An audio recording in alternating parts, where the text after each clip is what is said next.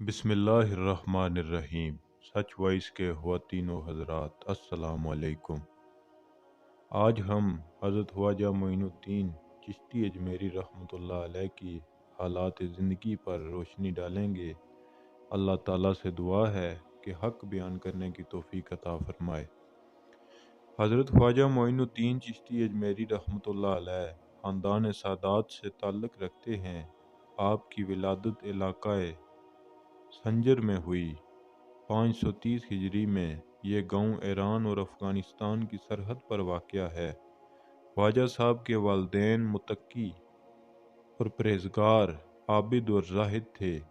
والد کا نام غیاث الدین ہے اور والدہ کا نام بی بی ام الورا ہے۔ خواجہ صاحب کی والدہ ماجدہ حضرت غوث العظم رضی اللہ عنہ کی چچا زاد بہن ہیں۔ اس رشتے سے غوث اعظم رضی اللہ تعالیٰ عنہ خواجہ صاحب کے ماموں ہوتے ہیں۔ 7 سال کی عمر تک آپ کی پرورش خراساں میں ہوئی۔ ابتدائی تعلیم کا زمانہ والد کے زیر سایہ گزرا۔ اس کے بعد سنجر کی مشہور و معروف درسگاہ میں داخل ہوئے۔ علم تفسیر، علم حدیث، علم فقہ کی تعلیم حاصل کی۔ جب خواجہ صاحب کی عمر 14 سال ہوئی، والد کا سایہ سر سے اٹھ گیا۔ کچھ عرصے کے بعد والدہ ماجدہ کا بھی انتقال ہو گیا۔ خواجہ صاحب کے والد بزرگوار کی کچھ زمین اور باغات تھے۔ زمین اور باغات کا آدھا حصہ خواجہ صاحب کو اور آدھا حصہ آپ کے بھائی کو ملا۔ خواجہ صاحب اپنے باغ کی باغبانی کرتے تھے، خوب اچھی طرح دیکھ بھال کرتے تھے اور اسی باغ میں ایک طرف بیٹھ کر اللہ تعالیٰ کا ذکر کرتے تھے۔ ایک مجذوب حضرت ابراہیم قندوری رحمۃ اللہ علیہ، جو اپنے وقت کے قطب تھے، درویشانہ لباس پہنے، بال بکھرے ہوئے ہیں، پاؤں میں ٹوٹی ہوئی جوتی ہے، باغ میں داخل ہوئے۔ خواجہ صاحب جو اس وقت باغ کی دیکھ بھال میں مصروف تھے، کام چھوڑ کر مجذوب کی خدمت میں حاضر ہوئے۔ بہت احترام کیا اور مجذوب کی خواجہ صاحب نے بڑی عزت کی۔ خواجہ صاحب نے اپنے باغ کا تازہ انگور کا خوشہ توڑا اور اس مجذوب کی خدمت میں پیش کیا۔ ٹھنڈا پانی پینے کے لیے پیش کیا۔ خواجہ صاحب کے حسن سلوک سے مجذوب کا دل خوش ہو گیا۔ اپنی تھیلی سے سوکھی ہوئی روٹی کا ٹکڑا نکالا اور اپنے منہ میں چبا کر خواجہ صاحب کو دیا۔ اسے کھاتے ہی دل کی حالت بدل گئی، دنیا کی محبت دل سے نکل گئی۔ خواجہ صاحب نے زمین، باغات، جائیداد ساری کی ساری بیچ کر غریبوں، یتیموں، مسکینوں، بیواؤں میں تقسیم کر دی اور خراساں کی طرف نکل گئے۔ خواجہ صاحب حضرت خواجہ معین الدین چشتی اجمیری رحمۃ اللہ علیہ نے سال ہر سال اسلامی ملکوں کی سیر و سیاحت کی، اولیاء کرام کی خدمت میں حاضر ہوئے، ان کے مزارات پر حاضری دی۔ اسی طرح اسلامی ملکوں کی سیاحت فرماتے رہے کہ آپ کی ملاقات خواجہ عثمان ہارونی سے بغداد میں حضرت جنید رضی اللہ تعالیٰ عنہ کی مسجد میں ہوئی۔ حضرت خواجہ معین الدین چشتی اجمیری رحمۃ اللہ علیہ نے عثمان ہارونی رحمۃ اللہ علیہ کے ہاتھ پر بیعت کی اور ان کے مریدوں میں شامل ہو گئے۔ حضرت عثمان ہارونی رحمۃ اللہ علیہ اپنے مرید کو مکہ معظمہ کے لیے لے گئے، بیت اللہ کا طواف کیا اور دعا کی، یا اللہ معین الدین کو اپنے مقبول اور محبوب بندوں میں قبول فرما۔ حاتب غیبی سے آواز آئی، ہم نے قبول کیا۔ اس کے بعد حضور صلی اللہ علیہ وسلم کے روضہ پر حاضری دی۔ حضرت عثمان ہارونی رحمۃ اللہ علیہ نے اپنے مرید کو حضور کی بارگاہ میں پیش کیا اور عرض کی، اے اللہ کے حبیب، اس غلام کو قبول فرما لیں۔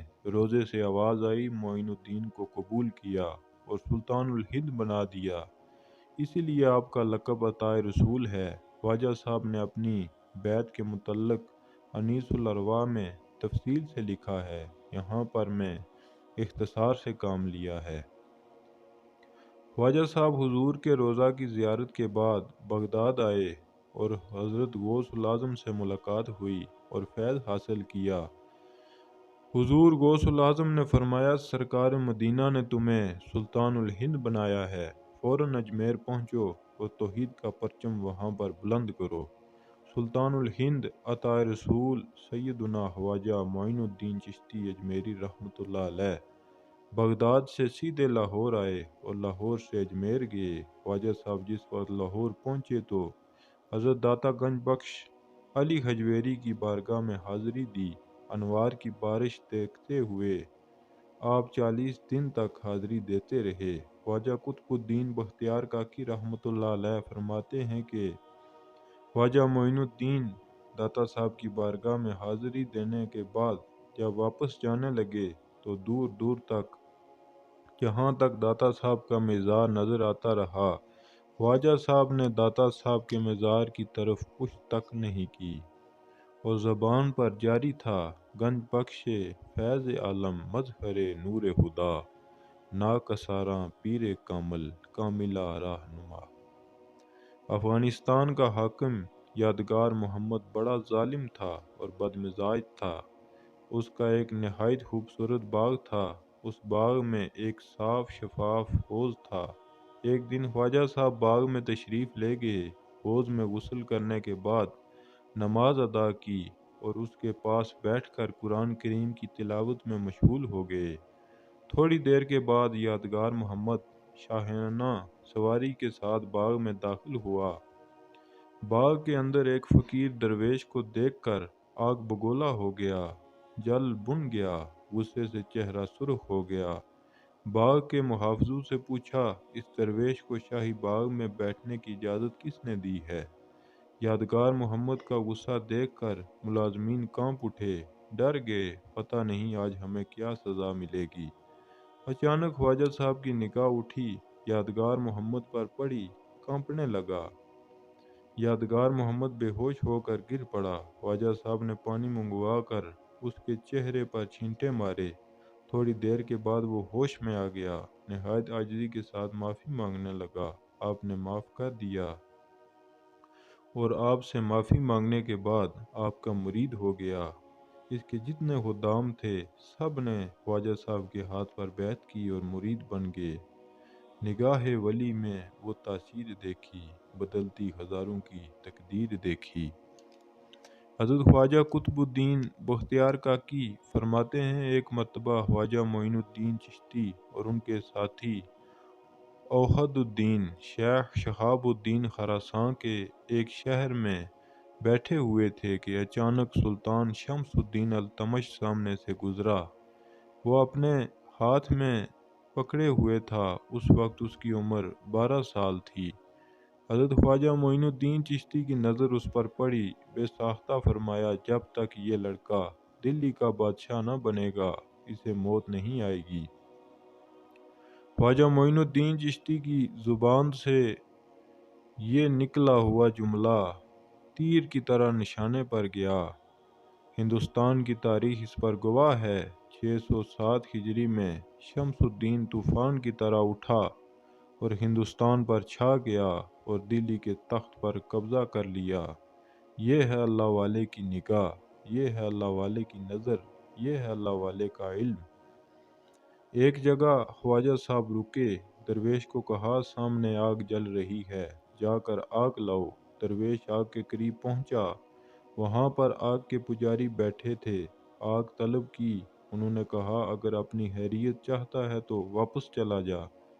درویش واپس آ گیا، خواجہ صاحب سے کہا، وہ آگ کے پجاری ہیں، آگ نہیں دیتے۔ آپ نے فرمایا، تبلیغ کا اچھا موقع مل گیا ہے، لہٰذا چلو تبلیغ کرتے ہیں۔ وہاں جو ان کا رہنما بیٹھا تھا، اسے فرمایا، تم کب سے آگ کی پوجا کر رہے ہو؟ اس نے کہا، ہماری تو نسلیں گزر گئی ہیں آگ کی پوجا کرتے ہوئے۔ خواجہ صاحب نے فرمایا، یہ آگ تجھے پہچانتی ہے؟ اگر پہچانتی ہے تو تو اس میں اپنا ہاتھ ڈال۔ اس نے کہا، آگ کا کام ہے جلا دینا، اگر میں نے ہاتھ ڈالا تو آگ جلا دے گی۔ آپ نے فرمایا، اللہ والوں کو آگ بھی پہچانتی ہے۔ وہاں پر اس کا ایک بچہ بیٹھا تھا، آپ نے اس کو پکڑا اور آگ میں چھلانگ لگا دی۔ اب وہ افسوس کرنے لگا، میرا بچہ مر گیا، لیکن بچے نے آگ سے آواز دی، ابا کوئی غم نہ کر، میں آگ میں نہیں باغ میں بیٹھا ہوں۔ اس کی کرامت کو دیکھ کر وہ سب مسلمان ہو گئے اور اس کے غلام بن گئے۔ یہ ہے شان تبلیغ۔ اسی طرح خواجہ صاحب نے تبلیغ فرمائی۔ یہ جو ہم آج کروڑوں کی تعداد میں مسلمان نظر آ رہے ہیں، یہ صدقہ ہے خواجہ صاحب کی تبلیغ کا۔ لوگ مسلمان ہوتے جا رہے ہیں اور آپ کے قافلے میں شامل ہوتے جا رہے ہیں۔ آپ کے پاس نہ کوئی بستر تھا، نہ چولہا تھا، نہ کھانے پینے کا سامان تھا۔ اللہ پر توکل کر کے اللہ کی رضا کے لیے حضور کی سنت پر عمل کرتے ہوئے دعوت توحید مشرکوں کو دے رہے تھے۔ اللہ تعالیٰ غیب کے خزانے سے روزی دے رہا تھا۔ آج کل دکھاوے کے لیے، شہرت کے لیے تبلیغ ہوتی ہے، اس لیے اثر نہیں ہوتا۔ میرے دوستو، یہ ویڈیو یہی ختم ہوئی، اور مزید ایسی ویڈیوز دیکھنے کے لیے چینل کو لازمی سبسکرائب کریں اور بیل آئیکن کو پریس کر دیجئے تاکہ ہر نئی آنے والی ویڈیو آپ تک